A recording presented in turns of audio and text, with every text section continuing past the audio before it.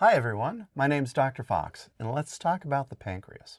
In this video, we'll discuss the location, parts, and relative relationships of those parts of the pancreas. We'll also diagram the duct system of the pancreas and the blood supply of the pancreas. So the pancreas is both an exocrine and an endocrine organ.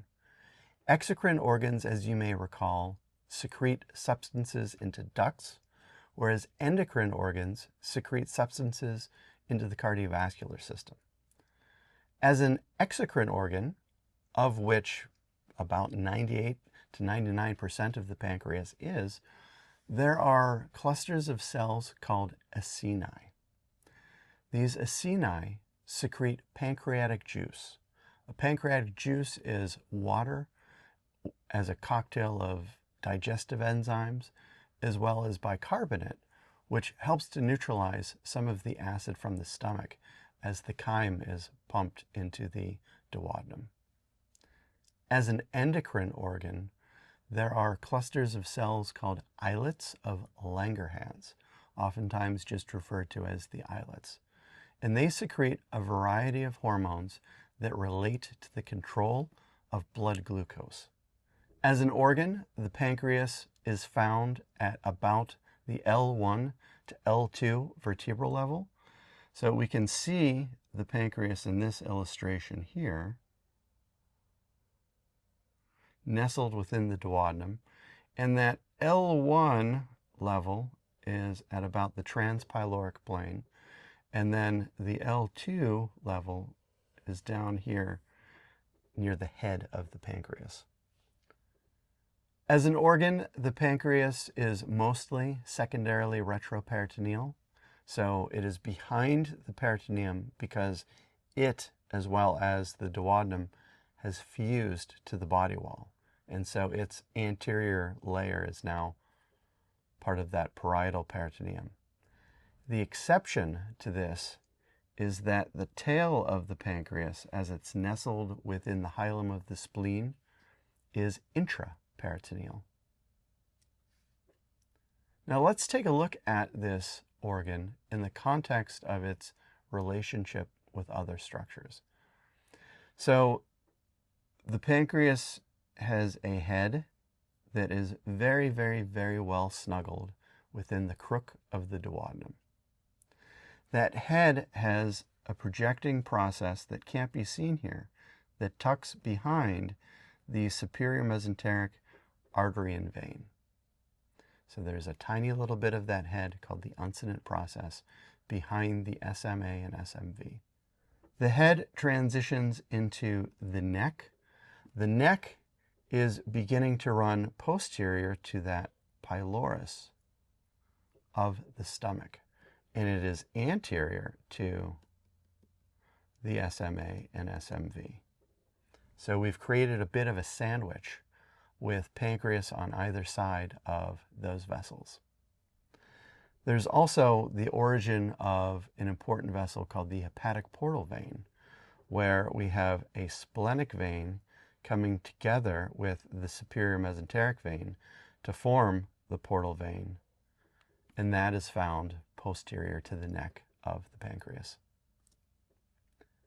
The body of the pancreas is largely posterior to the stomach, which has been removed here, and we can just see how that continues into the tail of the pancreas, which nestles into the hilum, that depression on the medial surface of the spleen where the neurovasculature enters and exits the spleen. Now let's take a look at the pancreatic duct system.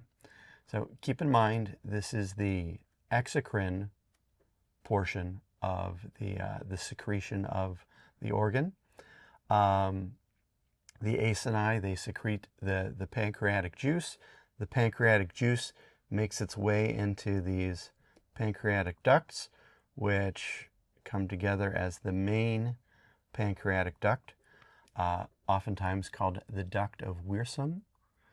And that heads towards the pancreaticobiliary junction, where we have that hepatopancreatic ampulla there. And so we've got bile descending and pancreatic juice coming over laterally, and they're mixing in that ampulla, and the contents of that ampulla are secreted through the major duodenal papilla into the second part of the duodenum. This is a landmark, recall, that major duodenal papilla between what is the foregut and the midgut. So anything proximal to that papilla is foregut, and anything distal to that papilla is midgut until we get to the hindgut. There is also, in some individuals, this is quite variable, an accessory duct which can drain just the head of the pancreas, and if that accessory duct is present, there will be a minor duodenal papilla proximal to the major duodenal papilla present. And so the secretions of pancreatic juice from the head enter into the duodenum of the foregut. Now, if there is any sort of swelling or edema in this area, that can affect secretion of both the bile and the pancreatic juice into the duodenum, and this can back up and put pressure on these organs, and that pressure will lead to referred pain. The blood supply of the pancreas can be amazingly complex, but we'll give you a rather high-level view of it. So first of all, if you recall, coming off of the common hepatic artery here, so that's the common hepatic artery, there is a gastroduodenal artery. And we've talked about that gastroduodenal artery in the context of serving the duodenum. But it also serves the head of the pancreas. Here is the superior mesenteric artery.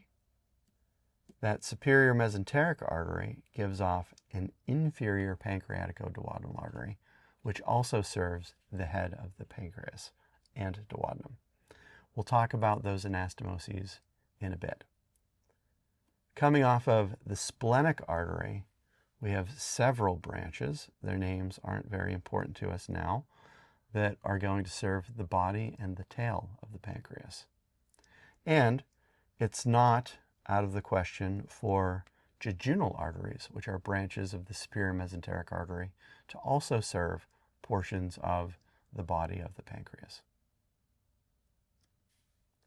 So we've discussed the location, parts, and relative relationships of those parts of the pancreas to other structures, and we've diagrammed the ductal system of the pancreas as well as the blood supply of the pancreas. Thank you so much for your time, and I'll talk to you later.